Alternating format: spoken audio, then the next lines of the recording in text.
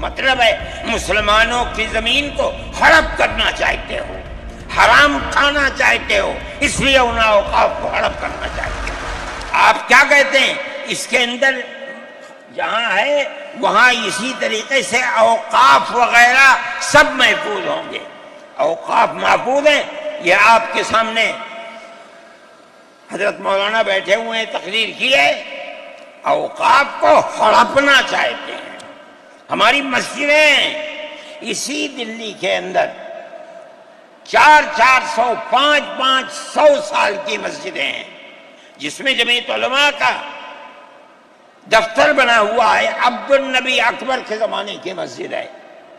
اور کتنی مسجدیں ہیں جن کے پاس اوقاف، اللہ اکبر، لاکھوں کروڑ کے اوقاف ہیں۔ جونپور میں جا کر کے دیکھو کیسی مسجدیں ہیں، دلی کے قرب و جوار میں دیکھو کتنی بڑی بڑی مسجدیں ہیں۔ ہندوستان کا وہ طبقہ جو ان مساجد کے اوقاف کو ہڑپ کرنا چاہتا ہے، کہتا ہے اگر کسی وقف زمین یا مسجد یا کسی بھی چیز کے کاغذات وقف کے نہیں آئیں اس کو وقف نہیں مانا جائے گا۔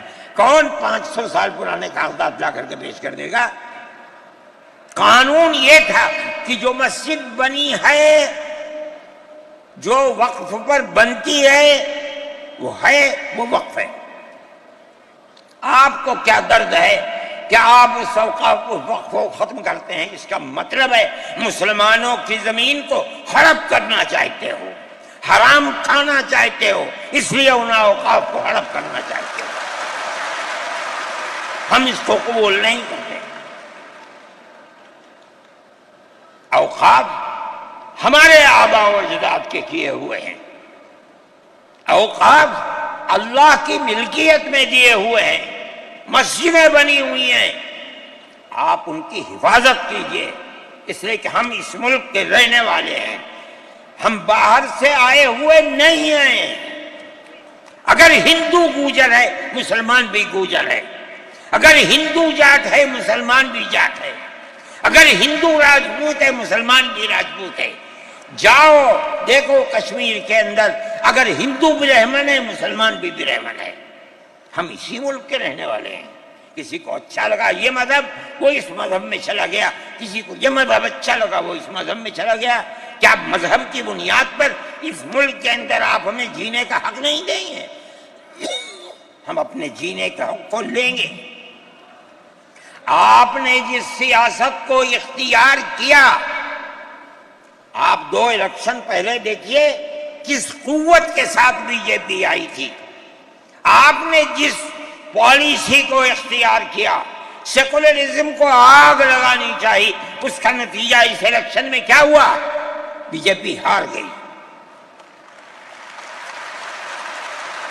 میں کہتا ہوں کہ اگر چندرا بابو نائیڈو کی بیساکھی نہ ہوتی اور ادھر نتیش کمار کی بیساکھی نہ ہوتی تو بی جے پی گورنمنٹ نہیں بنا سکتی تھی۔ کیوں ہوا؟ وہ جو 14 سال پہلے اتنی قوت کے ساتھ آئی تھی کہ لگتا تھا کسی دوسری جماعت کا چراغ ہی نہیں جل رہا ہے، وہ چراغ آج بجھ کیسے گیا؟ اس پالیسی کی وجہ سے۔ ملک کی پالیسی اگر بھائی بھائی کی ہوگی ملک زندہ رہے گا۔ ایک باپ کی اولاد 5 4 3 اگر پیار و محبت کے ساتھ رہیں گے وہ گھر آباد رہے گا، اگر دشمنی ہوگی سب برباد ہو جائیں گے۔ ہماری یہ پالیسی ہے کہ ہندو مسلمان سکھ عیسائی سب ایک دوسرے کے ساتھ بھائی بھائی ہیں۔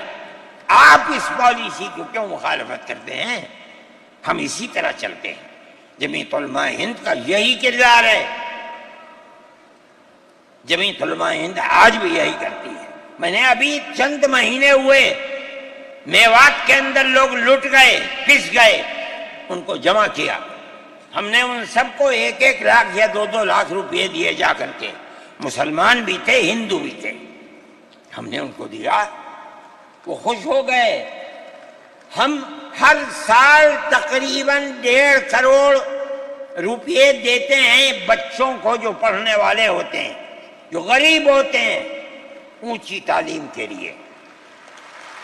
اب آپ دیکھیے جو فرقہ پرست، اور میں کہتا ہوں ببانگ دہل کہتا ہوں کہ آسام کے چیف منسٹر کا کردار بدبودار کردار ہے، خراب کردار ہے، مسلمان کو دفن کرنے کا کردار ہے۔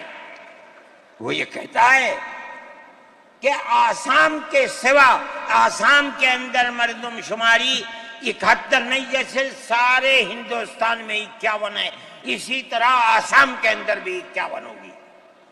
آپ سمجھتے ہیں اس کا اثر؟ آج اس کا اثر یہ ہوگا کہ اگر 71 ٹوٹ جائے اور 51 پر آ جائیں تو آسام کے اندر 1.5 کروڑ بچے اور بڑے سب ہندوستان سے باہر ہو جائیں۔ کہاں جائیں گے؟ صرف مسلمان کی مخالفت، کھانا ہضم نہیں ہوتا ہے بغیر مسلمان کی بربادی کے۔ کوئی نہیں تھا، تنہا جمعیت علماء تھی۔ اس کے اندر بڑا کردار ہے مولانا مشتاق انور کا، جو جمعیت علماء آسام کے صدر ہیں۔ وہ میرے ساتھ شانہ بشانہ کھڑے رہے اور 12 سال سے زیادہ مقدمہ لڑا، کروڑوں روپیہ اس کے اوپر خرچ کیا گیا۔ یہ خدا کی قدرت ہے۔ آج آیا تو یہ طے کر دیا گیا کہ 51 نہیں، آسام میں 71 ہی بنیاد بنے گا۔ اس کا کیا مطلب ہے کہ آپ نے آسام کی 80 لاکھ کی آبادی کو زندہ کر دیا جو موت کے کنارے پر کھڑی ہوئی تھی۔ مجھے افسوس ہے کہ لوگوں کا یہ قول مجھ تک پہنچا ہے کہ کسی نے آسام کے چیف منسٹر سے یہ بات کہی کہ اب کیا ہوگا، کہنا ہماری صحت پر کوئی اثر نہیں پڑتا ہے۔ کیا مطلب ہے؟ ہم آسام میں مسلمانوں کو چین کا سانس نہیں لینے دیں گے۔ دیکھیں کب تک چلتے ہیں۔ اگر جمعیت علماء زندہ ہے اور اللہ نے ہمیں زندہ رکھا، ہم دیکھیں گے کہ کیا کرتے ہیں۔